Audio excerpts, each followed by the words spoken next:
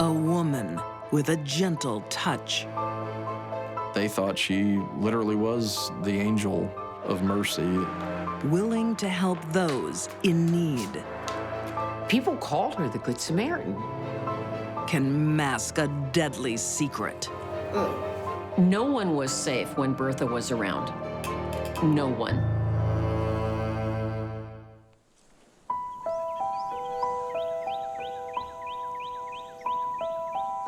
Early in the 20th century, the tiny Catawissa community in Missouri relies on each other in tough times. It would have been strictly a farming community with, 1 or 2 stores. No one is more willing to lend a hand than new resident Bertha Gifford. Mrs. Gifford established herself in the community as a person who would come to your house, knock on your door, and offer to help you care for someone who was sick. Even though she had no medical education, only a 3rd grade education, in fact,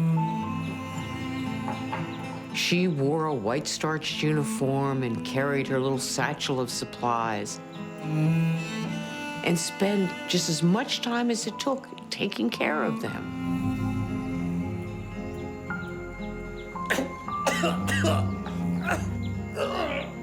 Despite Bertha's best efforts, not all her patients recover.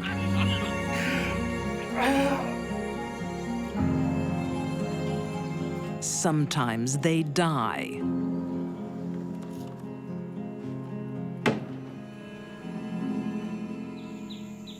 But death doesn't dampen Bertha's spirits. I saw this. He lost both his legs. Oh dear, the poor soul.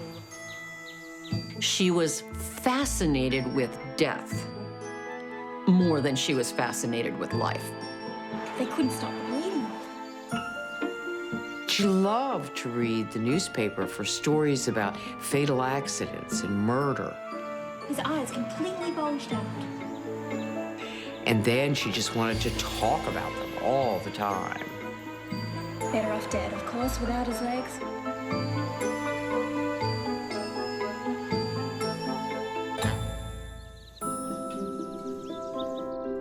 Bertha's obsession with death is matched by her desire to be in control. The best cook in all Missouri.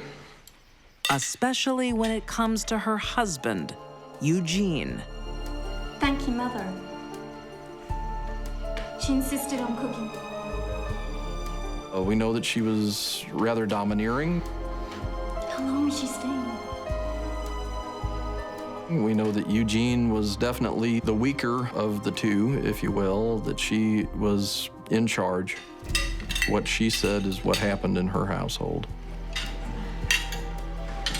You've done enough. When Eugene's mother comes to stay, Bertha's position as head of the house is threatened. She doesn't want me here. Of course she does.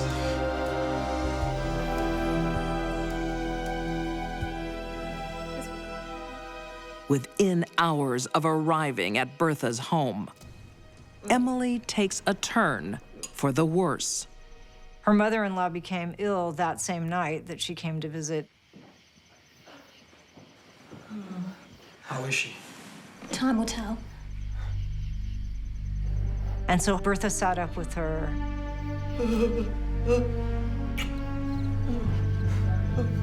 Despite her nursing skills, Bertha can't help Emily.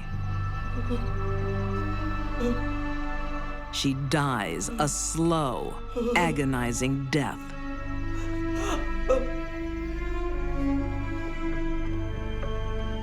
There was no autopsy. There was no examination.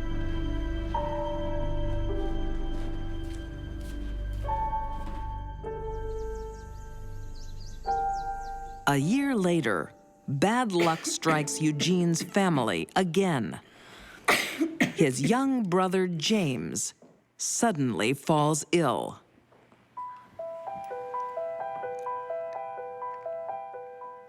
There's no way to document Whether these people became ill because they were consuming something in the Gifford household, or if they had actually been sick before they came and they got sicker once they got there. Bertha can't save 13-year-old James.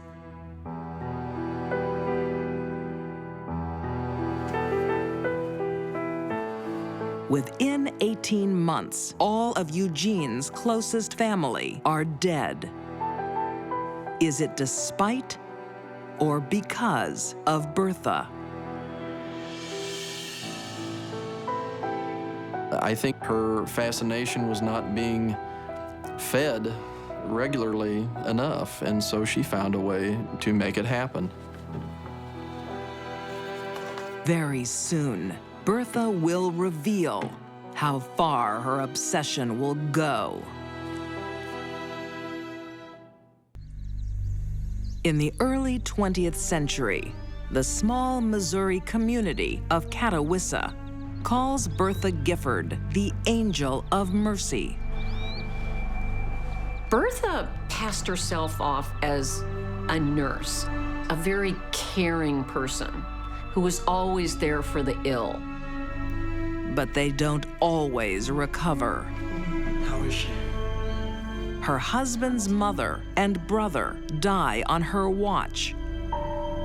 These are two, literally, of the very closest blood relatives of her husband.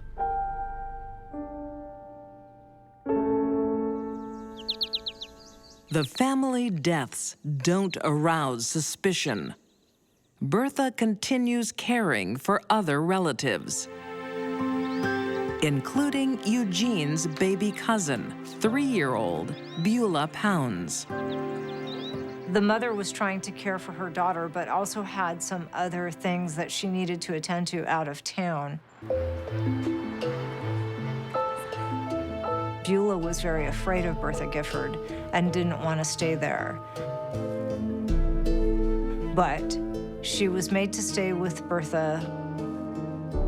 When she arrives, Beulah is in perfect health.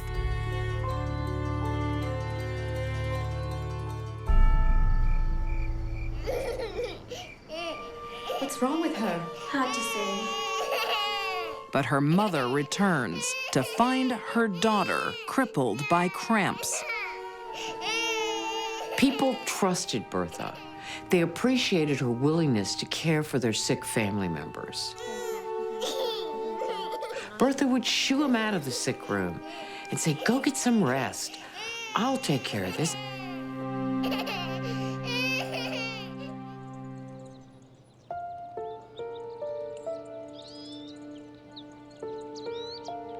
The next morning, April 18th, 1918, little Beulah is dead. She wanted to be seen as a good person, an angel of goodness.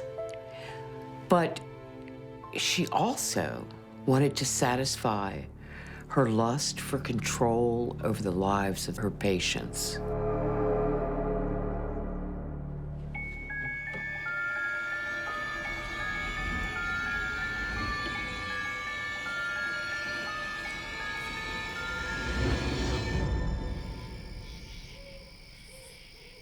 Bertha's unfortunate body count extends beyond her husband's family. Oh, Mary, Mary. On May 16th, 1927, farmhand Ed Brindley, with a belly full of bootleg liquor, staggers into her caring clutches. Jean ran out, came to his aid, and carried him into the house and put him to bed. Bertha, of course, was heaven sent to take care of Ed Brindley.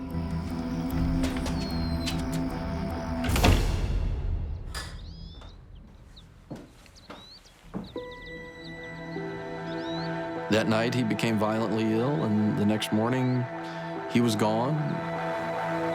They phoned Mrs. Brindley and said Ed died. Ed Brindley is one death too many. That was her big mistake. Ludelphia Brindley, his widow, said, "Enough." And she insisted that the district attorney investigate.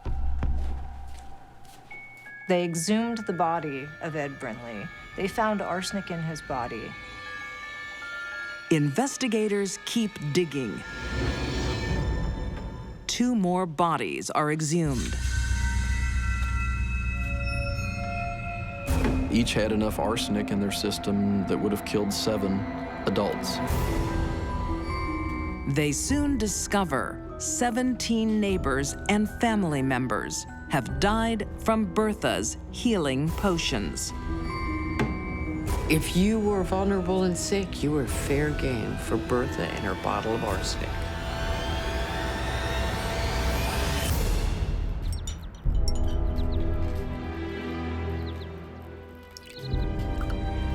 Bertha had purchased arsenic on a regular basis. She would give as her reason for needing arsenic that there were many rats in her barn.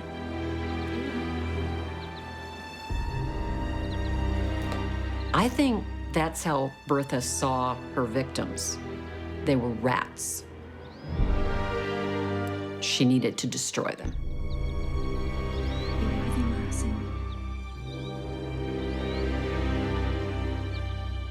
Prosecutors only need 1 murder conviction to hang Bertha Gifford. But in November 1928, the jury finds her not guilty on the grounds of insanity. She is confined to the Missouri State Hospital for the next 23 years. That means that she didn't know what she was doing was wrong at the time that she did it. I completely disagree. People simply did not want to believe that a woman could be a serial killer with malice in her heart.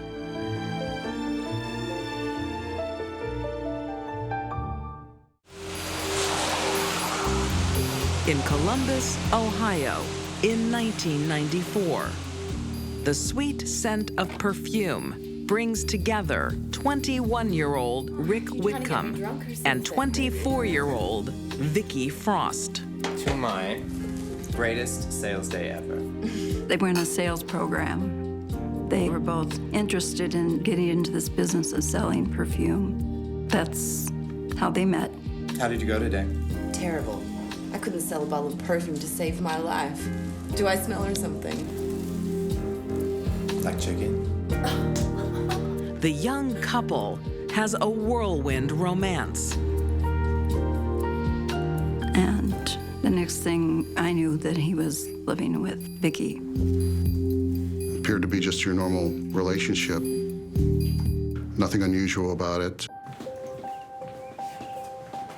Why do you have to go back there? I can't just quit my job. Rick's new to town. He left his home in Cleveland to go to college. Take care of myself. Like most moms, worry. Faith Whitcomb was sad to see him move out.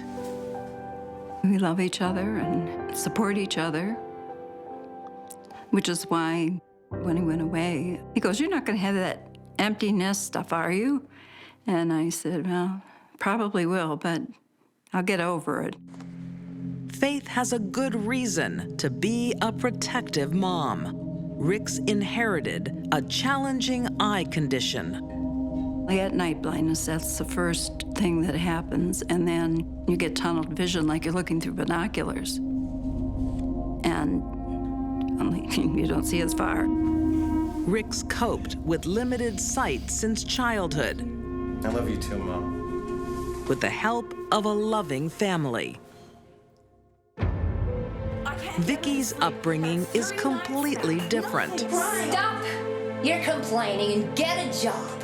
She's a single mom, still living at home with her mother, Betty. I've had my time at that, it's your turn. And weren't you a good mother? Oh, that is And it's so big volatile. coming from you. Even though Vicky and her mother Betty fought a lot, they still chose to live together. I'm sick and tired of you in my ear all the time. I think they were into the fighting. Vicky's stepbrother and daughter witness it all. Just shut up! All right, then both of you. I'm sick of hearing it, and so is she. She's trying to tell me how to raise my kid. A woman who's been married 5 times. We've had previous professional contact with her on domestic situations, trespassing issues. But when Vicky's temper takes over, they need the police to stop her.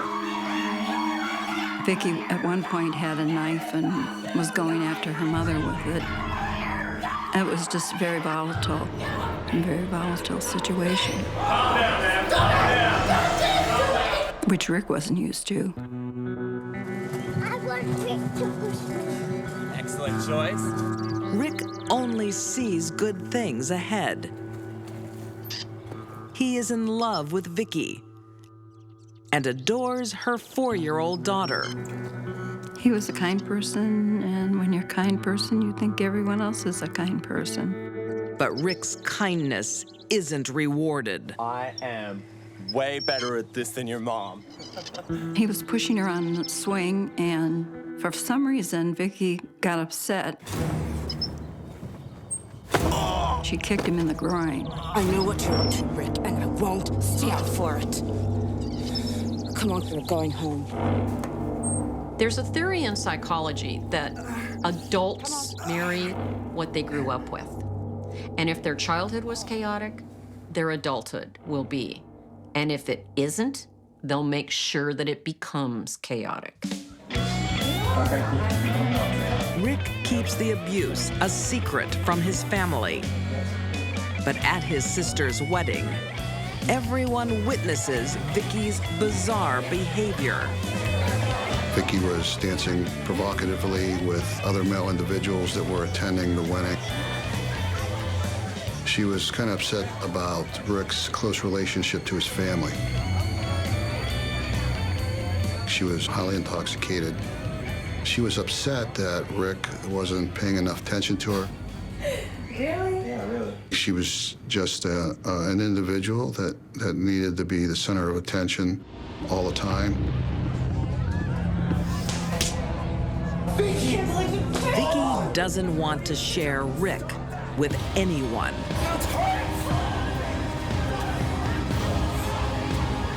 Not even his family. She didn't like us, though. Sorry. She was trying to cut him off, which is what an abuser does. They try to cut the person off. Away from prying eyes, Vicky's abuse becomes more cruel, taking advantage of his poor eyesight. Can't you see them? You can. You can only tear them. Come on, Ricky. He couldn't see at night, and she would take his keys, throw them out in the yard at night.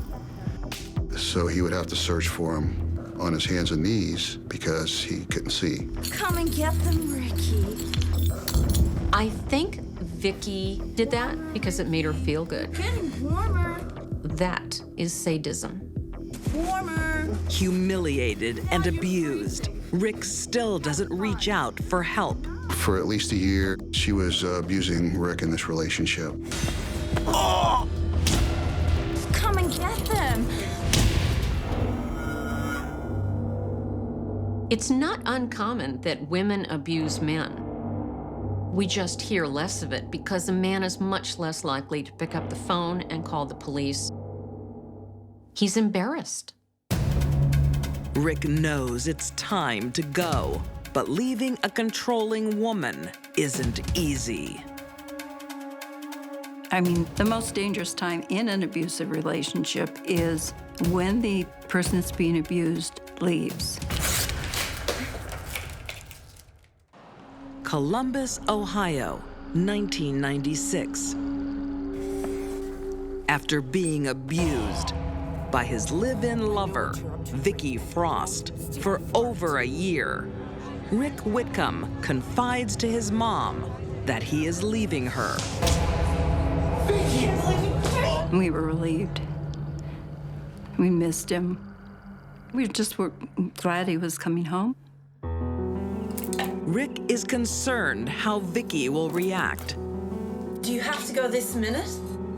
but thinks he has the perfect plan.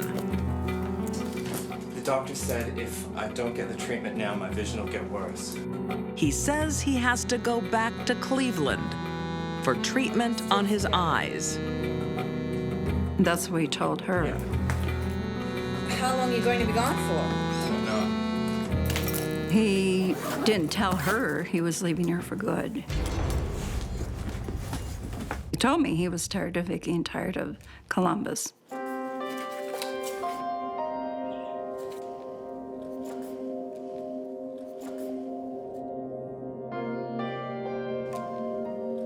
Vicky doesn't believe his story about eye treatment. She thinks he has met someone else. Anger and jealousy take over.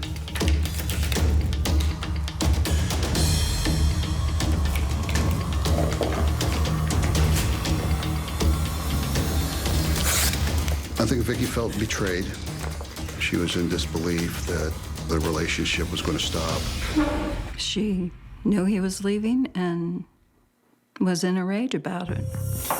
The night before Rick is going to leave, January 19th, 1996. It was that slut from the party, wasn't it? No. Well, who is it? No one! I know you're cheating on me! Yeah, and I know that you're cheating on me! We do! The couple has their last fight.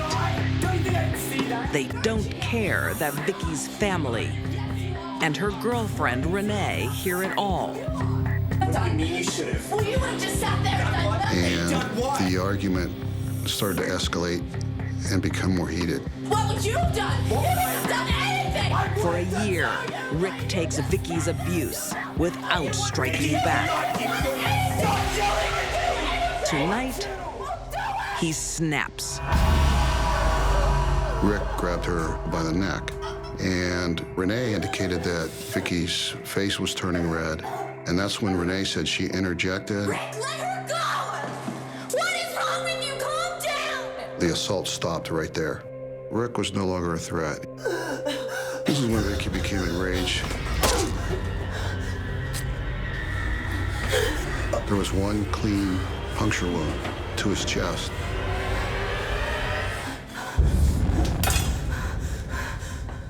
Because of his vision, he never saw it coming.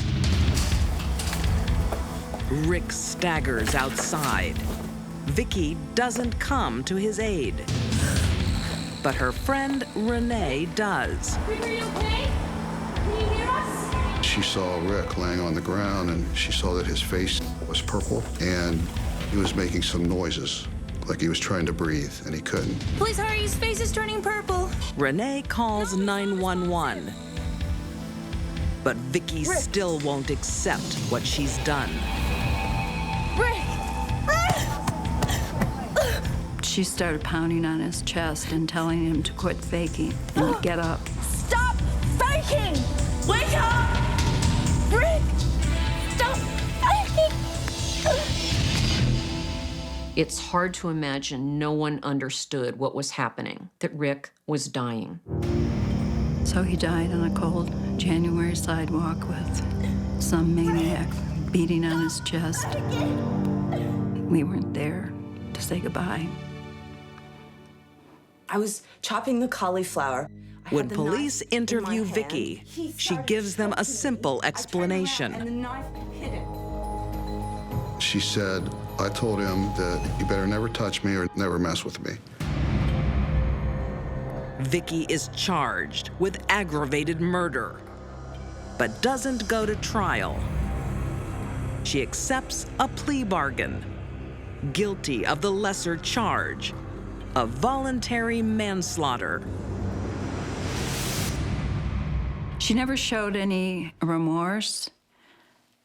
She never came and apologized. She never spoke to us at all. Vicky spends 9 years behind bars. She is released in June 2005. Rick's death isn't her last contact with the police. We've responded to her residence for assault, domestic violence, burglary calls, and theft calls.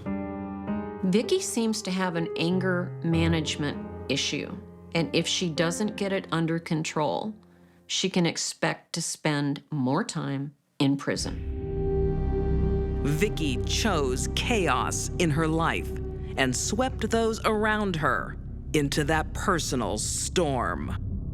I think Vicky is actually the type of killer that is motivated by her emotions that she can't control. There was never any question as to which one of these two people, Vicky or Rick, would survive the relationship. It was always going to be Vicky. This is an insult. I want 60% plus $1 million. When a marriage crumbles, They were no longer living as man and wife. a woman turns to her flesh and blood. It was a family affair. To solve all her problems. It was cold, calculating, and done for financial benefit. Tamworth, in rural New South Wales, Australia, is harsh, arid country.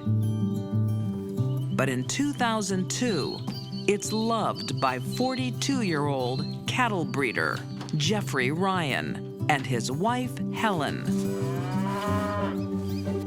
Jeff sought out that particular property. It's good country, and it was a perfect spot for him to carry on his breeding business. Helen's sister, Janine, and mother, Coralie, are welcome guests. What do you really think of the house, Coralie? I'm very impressed. That's a nice piece of land, too. Jeffrey and Helen are happy for 4 years. Until Mother Nature intervenes. Severe drought hits the land, and by 2006, the couple is close to bankruptcy. Jeff was certainly under a lot of financial stress at this time. Australia was deep in a very severe rural drought. Within a couple of years, the cracks started to show in their relationship. What? Nothing. Just letting you know I've moved you into the spare room. No. Helen is a fair-weather wife. When the money dries up, so does her love for Jeffrey. They were no longer living as man and wife.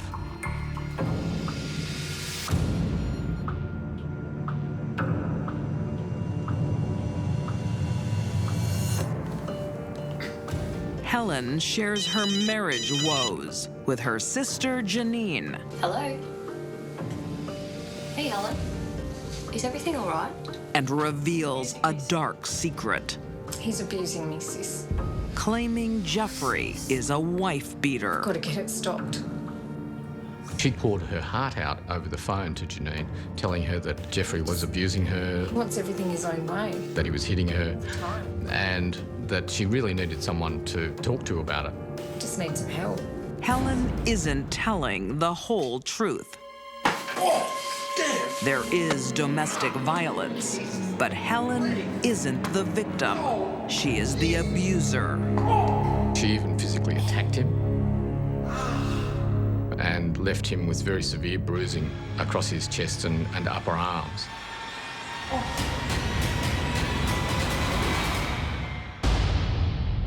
He didn't like confrontation. In fact, it made him very nervous. I think that Jeff was certainly afraid of her from time to time.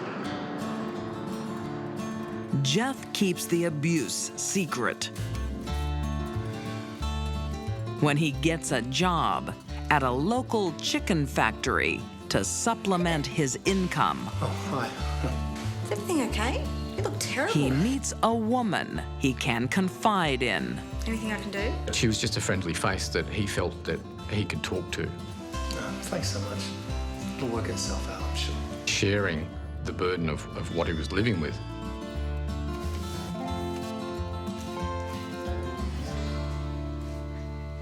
It became something that Jeff relied on a lot. Their friendship moves to the next level.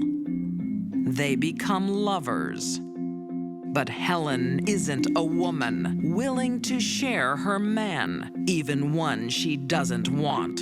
Helen couldn't accept that Jeff had found somebody else. The couple no longer shares a bed, but Helen still visits. Helen would often come into his room and sit on the end of his bed. He would find her just staring at him. Hey, what's happening? I want you to make love to me. She would badger him for sex. Oh, no. Constantly at him, time after time, to get him to sleep with her. No. I doubt that Helen really missed Jeffrey and wanted him to hold her and love her. That was just a game. Jeffrey's had enough. He starts divorce proceedings. He couldn't take it anymore. He really needed to get out of the relationship because Helen's controlling attitudes towards him just didn't allow him enough space to breathe. She was outraged that Jeff wanted to leave. She just couldn't handle the fact that he was telling her it was over. He offers Helen a financial settlement. This is an insult. It's a reasonable offer. She was determined to get what she thought was her rightful share of the property. I'm not settling for this. But it's not enough for Helen. I want 60% plus $1 million. That's a total of something in the order of $1.6 million, and Jeffrey simply didn't have money anywhere near like that. There was no way he could even consider agreeing to it. Helen has a plan to get what she wants, and it will be a family affair. She didn't want half the money in a divorce. She wanted all the money. The only way to get that was his death.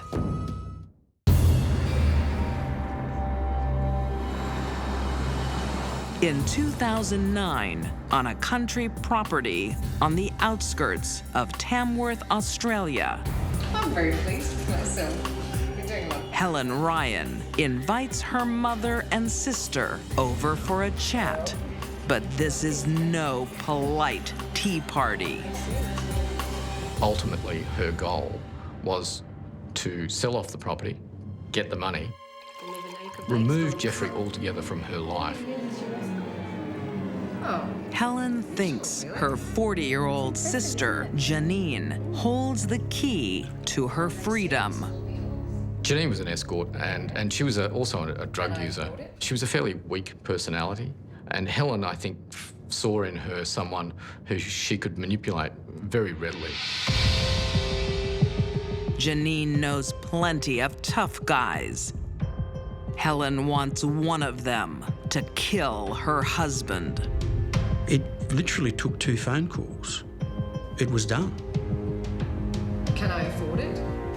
But murder doesn't come cheap. She had to provide $15,000 up front, otherwise it was no deal. Helen didn't have $15,000. She needed access to cash, and that's when she approached her mother, Coralie, to see if she could provide some of the funding to get Jeff dealt with. Well, I'll give you 10. 70-year-old Coralie and her daughter, Janine, become willing accomplices. Thanks, Mum. They didn't even ask any basic questions. They didn't question her. They didn't seek any detail. They just accepted at face value what she said. Mother and daughters are now bonded to murder. Helen was certainly the organiser. She instigated it. Coralie was the financier. Janine was the facilitator. She introduced the people that were going to carry it out.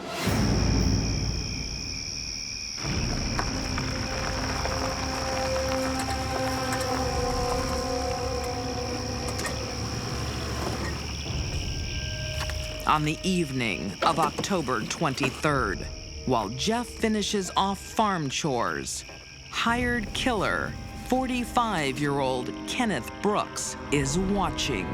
He knew, or must have known, exactly where Jeff would be.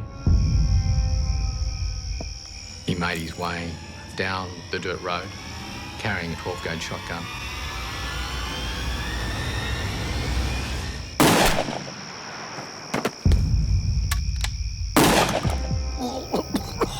It was premeditated, it was cold, calculated, and done for financial benefit.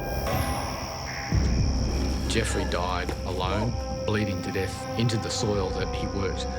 It was dark, it was cold, and even if he cried out, even if he had the strength to cry out, there was no one to hear him.